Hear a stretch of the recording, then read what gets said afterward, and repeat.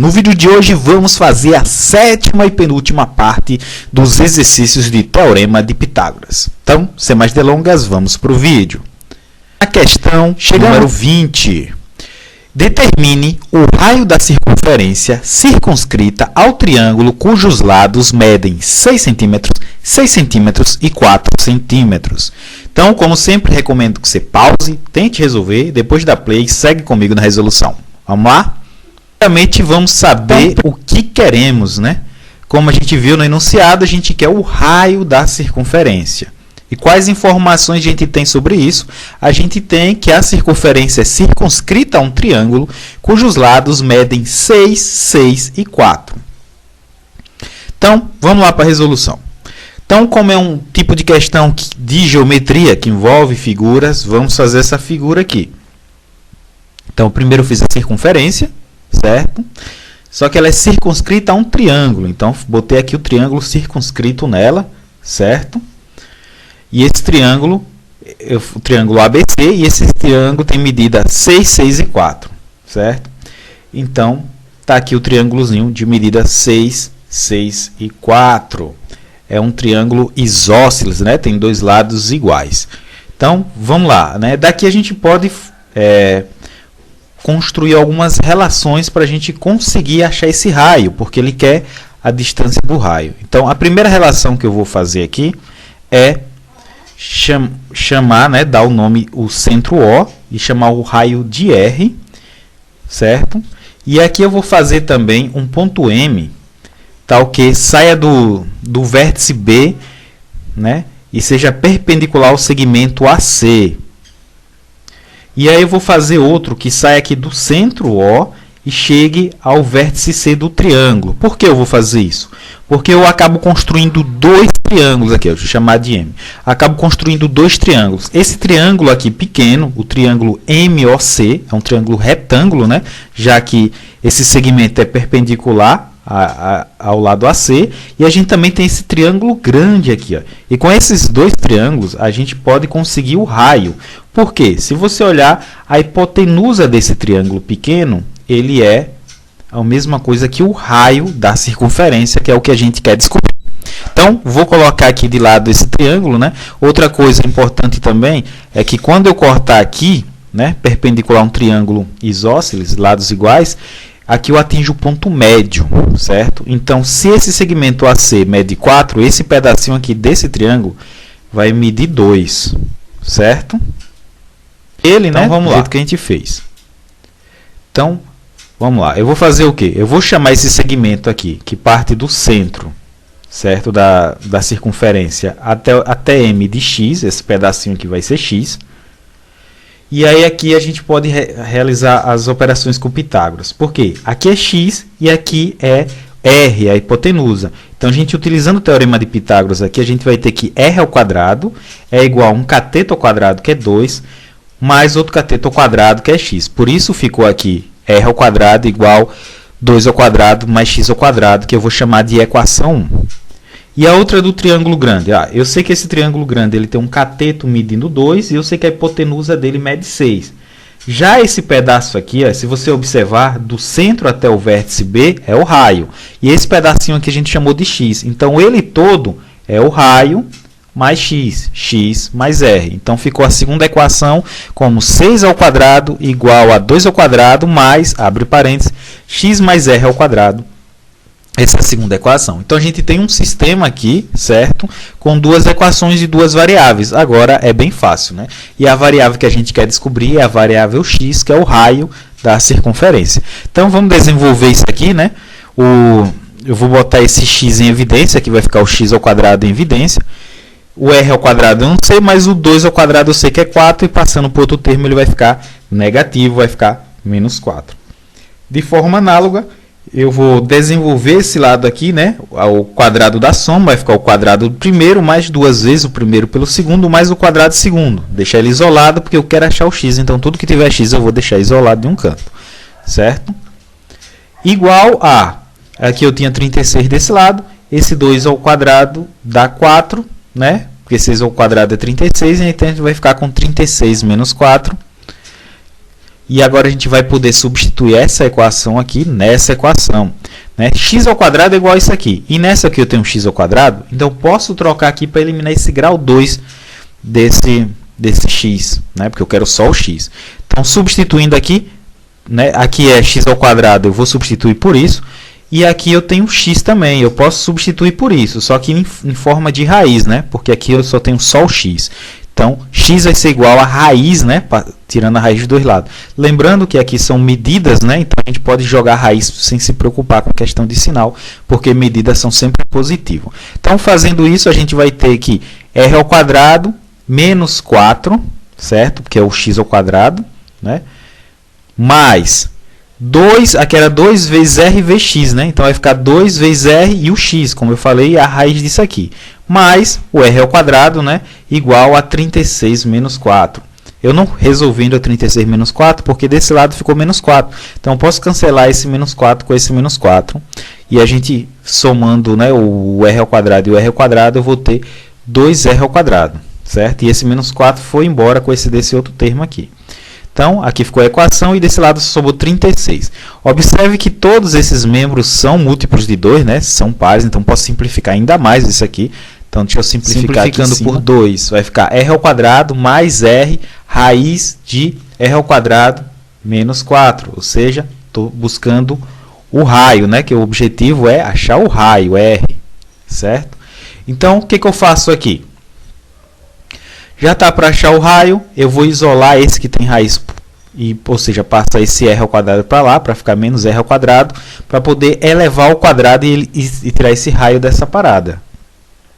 Então, fazendo isso, né, passando o r quadrado para cá, agora eu posso elevar ambos os membros ao quadrado, e aí esse r que está multiplicando ficou ao quadrado, isso aqui vai cancelar a raiz, né, porque levou ao quadrado, e aqui eu teria o quadrado dessa diferença aqui, né, então é o quadrado primeiro, menos 2 vezes o primeiro pelo segundo, mais o quadrado segundo, certo? E agora eu vou fazer a distributividade aqui e calcular isso aqui, né? R ao quadrado vezes R ao quadrado dá R à quarta, R ao quadrado vezes menos 4 vai dar menos 4R ao quadrado. Desse lado aqui eu ainda não vou desenvolver esse 18 ao quadrado, mas aqui o quadrado do quadrado multiplica, né? Então vai ficar R à quarta. Beleza. Agora eu tenho um R à quarta aqui e R à quarta aqui. Eu posso cancelar esse R à quarta aqui. Eu posso passar esse menos 36R ao quadrado para cá, para poder operar com esse menos 4R. E fazendo isso, eu vou ter 32R ao quadrado igual a 18 ao quadrado. Tá, estamos quase lá, né? Então, eu vou fazer o que agora? Vou jogar a raiz em tudo, né? Então, para eliminar esses quadrados aqui, porque se eu tivesse que fazer 38 ao quadrado, seria um número grande, eu não quero trabalhar com números grandes. Então, a raiz de r ao quadrado é r e a raiz de 32 é a raiz de 32. Vou passar essa raiz de 32 para lá, certo? Que vai dar 4 raiz de 2, né? Lembrando que raiz de 32 é a mesma coisa de raiz de 16 vezes 2. E eu sei que raiz de 16 é 4 e fica a raiz de 2. Então, por isso ficou aqui embaixo 4 raiz de 2. E eu posso simplificar por 2, que eles são pares, vai ficar 9 sobre 2 raiz de 2. E por fim, eu posso racionalizar, né? Ou seja, multiplicar em cima e embaixo por raiz de 2. Então, raiz de 2 vezes raiz de 2 dá raiz de 4, que dá 2, vai ficar 2 vezes 2, que dá 4. E aqui em cima, não tem como operar, vai ficar a própria raiz de 2. Então, essa é a resposta, 9 raiz de 2. Questão trabalhosa um pouquinho, né?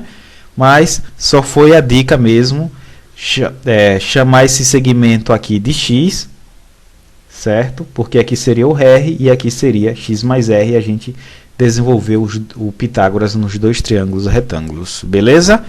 Vamos para a próxima, né? Vamos agora para a questão número 21. Seja ABCD e EFGH quadrado circunscrito e inscrito respectivamente a uma circunferência de centro O e raio 8 cm. Pergunta: determine a medida dos lados dos quadrados. Pause, tente resolver, depois também segue comigo a resolução. Vamos lá. Então, primeiro vamos ver o que queremos, né? Queremos a medida dos lados dos quadrados, tanto o circunscrito como o inscrito. E temos as seguintes informações, que os quadrados, um tem os vértices ABCD e o outro EFGH, certo? Respectivamente, um é circunscrito e outro é inscrito. E a circunferência de centro O tem raio de 8 cm. Então, como se trata de uma questão que envolve figura e geometria, vamos fazer o desenho para ficar bonitinho, né? Então, fiz aqui a circunferência de raio 8 e vou fazer aqui o quadrado ABCD circunscrito à circunferência e vou fazer aqui o quadrado EFGH inscrito à circunferência. Até aí, tudo que a informação deu, né? Tranquilo. Agora, ele quer a medida dos lados. Se você observar, um dos quadrados dá para saber já observando qual é a medida desse lado. Por quê? O raio da circunferência, que vai aqui, ele está no centro dos quadrados também. E ele vai e ele tangencia o lado BC, ele também tangencia o outro. Mesma coisa, ele tangencia o lado, a circunferência, né, tangencia o lado AB e também tangencia o lado DC. Ou seja, o segmento, que é o diâmetro dessa circunferência, é exatamente igual ao lado, tem a mesma medida do lado do quadrado maior, do quadrado circunscrito. Então, obviamente, se ela é igual, né? E se o raio daqui até aqui é 8, daqui também vai ser 8, é só somar 8 com 8, que a gente vai ter 16 centímetros. Então, o lado desse quadrado, ABCD, é de 16 centímetros. Moleza essa, né? Agora vamos ver o do quadrado inscrito nela. Então, de novo a figura, né? Agora a gente quer achar o lado desse quadrado, né? Se a gente pegar o raio disso aqui até aqui, como a gente fez na outra, ele vai sair do quadrado. Mas a gente pode pegar o raio aqui do centro até o vértice do quadrado, que aí, além de ser raio, vai ser meia diagonal desse quadrado, certo? Então, vamos fazer aqui, ó. Então, a gente tem a diagonal toda, vai ser 8 e 8, 16, né? Está saindo de um vértice a outro, é a diagonal, e ao mesmo tempo é o diâmetro, né, da circunferência, que nem a gente viu quando fez o outro. Tranquilo? Deu para entender? E se a gente chamar esse lado de L, de A, de B, de C, o que for, é só usar o teorema de Pitágoras, que a gente vai ter a relação, né, que é a hipotenusa ao quadrado, que no caso esse triângulo retângulo aqui do quadrado, tem diagonal medindo 16, então vai ficar 16 ao quadrado, igual a um lado ao quadrado, mais outro lado ao quadrado. Ou seja, lado ao quadrado mais lado ao quadrado é 2 lados ao quadrado, né? 2L ao quadrado, igual a 16 ao quadrado. E aí, resolvendo isso aqui, né, tirando a raiz em tudo, o L ao quadrado cancela, o 2 vai virar raiz de 2 e o 16 cancela. E a gente vai ter raiz de 2L igual a 16, passa esse raiz de 2 que está multiplicando para cá, dividindo. E agora a gente racionaliza, né, multiplicando em cima e embaixo por raiz de 2. Raiz de 2 vezes raiz de 2 dá raiz de 4, que dá 2. E aqui vai ficar 16 raiz de 2. Como aqui é múltiplo de 2, eu posso dividir por 2, né, o 16. E vai ficar 8 raiz de 2, que é o lado do quadrado menor. Tranquilo, né? Essa questão foi bem mais tranquila.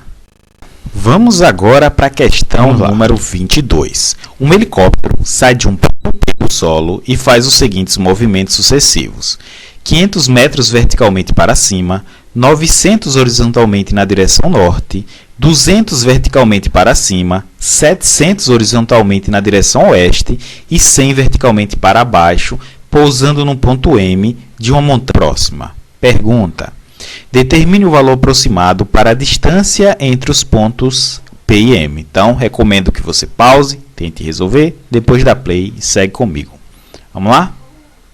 Então, antes de começar, né, vamos realmente ver o que a gente quer nessa questão. A gente quer a distância entre os pontos P e M, né, a distância aproximada. Então, temos o quê? Temos que P partiu do solo, né? O helicóptero partiu do solo, ele fez 500 metros para cima, depois 900 para o norte, 200 para cima novamente, 700 para o oeste e por fim ele fez 100 metros para baixo, desceu 100 metros pousando em uma montanha no ponto M. Ok? Então, como envolve localização, né? Norte, oeste, cima, embaixo, a gente tem que saber a localização espacial. Então, a revisão aqui rápida, né, dos pontos cardeais, norte, sul, leste e oeste, para a gente poder se localizar. E esse tipo de questão, na prática, você não vai precisar fazer figura para não perder tempo, mas como aqui é um vídeo, vamos fazer a figura, né? E caso você tenha dúvida na hora de fazer a figura ajuda a tirar qualquer dúvida. Então, ó, então primeiro eu vou fazer um eixo horizontal, certo? Um eixo vertical, só que aqui envolve também norte, sul, leste, oeste e cima e embaixo. Então vamos ter três eixos, três dimensões. Esse daqui, o vermelhinho aqui, vai ser cima e baixo, certo? Esse aqui vai ser oeste e leste. E esse aqui vai ser norte e sul. Ok? Então a gente fez aqui o eixo em três dimensões aqui para ver como é que vai se movimentar. E aí ele parte do solo. Então vou chamar aqui o solo, aqui a origem do ponto cartesiano, certo? Então ele vai partir aqui desse ponto P. Aí vamos agora fazer os passos desse helicóptero. Ele vai fazer 500 metros para cima, então ele vai subir, certo? 500 metros. Depois ele vai 900 metros para o norte, ou seja, nessa direção aqui, em direção ao norte. Então 900 metros. Depois ele vai fazer 200 metros para cima, então ele vai subir. Aí ele vai fazer 700 para oeste, né? Lembrando que ele foi aqui para dentro, né? Por assim dizer, e agora ele vai nessa direção. Então ele vai passar por trás desse eixo, 700 metros. E por fim ele faz 100 metros para baixo e ele vai pousar numa montanha aqui que eu chamar de ponto M. Então foi essa toda a trajetória do helicóptero e a questão quer saber a distância entre MP, essa daqui que está em lilás, ok? Então vamos botar essa figura aqui do lado e vamos resolver. Na prática, se você for tentar fazer esse triângulo aqui, você vai ter um pouco de dificuldade porque ele está em três dimensões, ele está no espaço, certo? Não está em uma superfície plana. Então, como eu disse, né, daria muito trabalho fazer essa figura para fazer o triângulo. É melhor fazer o quê? A gente vai calcular o deslocamento em cada dimensão. Aqui não está em três dimensões, então vamos calcular quanto ele se deslocou do leste para o oeste, do sul para o norte e de cima para baixo. E aí a gente usa essas três dimensões para calcular, certo? Então, ó, norte e sul, ele só fez 900 metros, né? Ele está dizendo que foi na direção norte, 900 metros. Mas eu não vou colocar a questão de negativo ou positivo porque é deslocamento, então vai ficar 900 metros. E aí leste e oeste, 700 metros, né? Foi depois que ele subiu, ele veio para cá, né, em direção ao oeste, então 700. E o único que a gente vai ter que fazer cálculo é cima e embaixo, porque ele subiu e por fim ele desceu. Então vai ficar 500 que ele subiu, mais 500 que ele subiu e depois ele volta 100. Então 500 mais 200, 700, menos 100, 600. Então esse foi o deslocamento em termos de cima e embaixo, certo? Então a gente tem essas três informações. Do ponto de origem ele se deslocou 900, na direção norte e sul, leste e oeste 700 e cima e embaixo 600. A gente tem três coordenadas em relação ao ponto de origem, certo? E no espaço. E aí eu vou aplicar o teorema de Pitágoras. Como? Se você imaginasse aqui uma sombra desse ponto P, ele ia sair mais ou menos aqui por trás, né? Porque ele está no norte aqui, foi um pouco para o norte.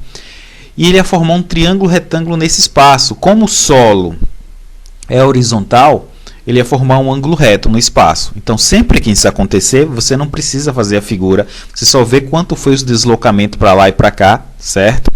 Sempre seguindo o mesmo eixo que você definiu. E aí você aplica o teorema de Pitágoras. Aplicando o teorema de Pitágoras, a hipotenusa desse triângulo vai ser justamente o que a gente quer descobrir, a distância MP, que vai ficar essa distância MP ao quadrado, né, ou PM ao quadrado, igual agora a cada um ao quadrado, né? Cada dimensão ao quadrado, 900 ao quadrado, mais 700 ao quadrado, mais 600 ao quadrado. E a gente calcula, né? 900 ao quadrado, esses números assim é bem fácil, né? Só multiplicar o 9 vezes 9, 81. E aqui era 20 vira 4, então vai ficar 810 mil. E a mesma coisa do 700, 7 vezes 7, 49, segue 4 0 atrás, 6 vezes 6, 36, segue 4 0 atrás.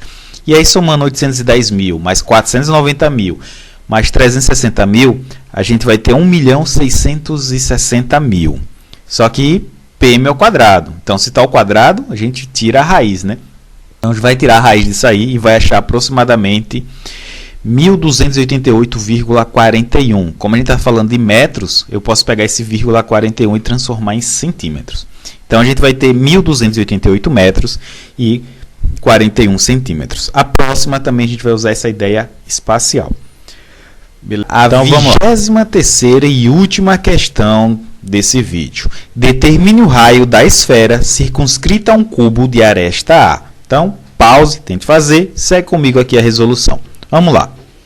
Né, como a gente sempre inicia, perguntando, relembrando o que a gente quer, que no caso é o raio da esfera, e vendo as informações que a gente tem, que é uma esfera circunscrita a um cubo de aresta A. Ok? Então, vamos para a resolução. Para a resolução, essas questões de geometria, eu estou precisando fazer a figura, né, para ter uma melhor visualização do problema. Então, eu vou começar a fazer o cubo de aresta A. Está aqui o cubozinho de aresta A, certo? E aí eu vou fazer uma esfera circunscrita a ele. Está aqui a esfera circunscrita a ele, certo?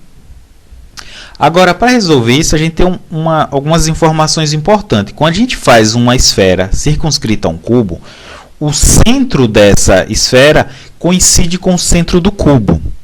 E outra coisa também é que os vértices desse cubo, ele intercepta na esfera. Ou seja, esse vértice aqui, ele toca na esfera. Esse aqui pode não parecer, porque a figura é em 3 dimensões, mas ele toca na esfera. Esse também, esse também, esse também. E esse lá também. Então, todos esses... 1, 2, 3, 4, todos esses 8 vértices vai interceptar na esfera. E como aqui é o centro, se eu pegar a diagonal do cubo, ou seja, que vai desse vértice a esse aqui lá atrás, essa diagonal do cubo ela vai passar pelo centro da esfera, ou seja, a diagonal do cubo vai ser igual ao diâmetro da esfera. E como eu quero o raio da esfera, né, a gente sabe que o raio é metade do diâmetro, né? No caso, é metade da diagonal. E observa aqui que eu fiz um triângulo retângulo, né? Que eu peguei aqui daquele vértice a ele, que é a diagonal que a gente quer do cubo. E eu só mostrei que a gente pode usar o teorema de Pitágoras, porque o cubo ele tem ângulos retos, né? A mesma ideia quando se calcula a diagonal do cubo, que aqui é um ângulo reto e você tem um triângulo retângulo, certo? Então, essa ideia de Pitágoras, né? Esse triângulo então vai ser igual a 3, né? Eu posso somar a ao quadrado mais ao quadrado mais ao quadrado, a 3 ao quadrado. Jogando a raiz para cá vai ficar igual a raiz de 3, só que isso aqui é a diagonal, né? Como eu quero o raio, que é a metade dessa diagonal, ou seja, metade desse diâmetro, é só dividir por 2, então o raio vai ser a raiz de 3 sobre 2. Beleza?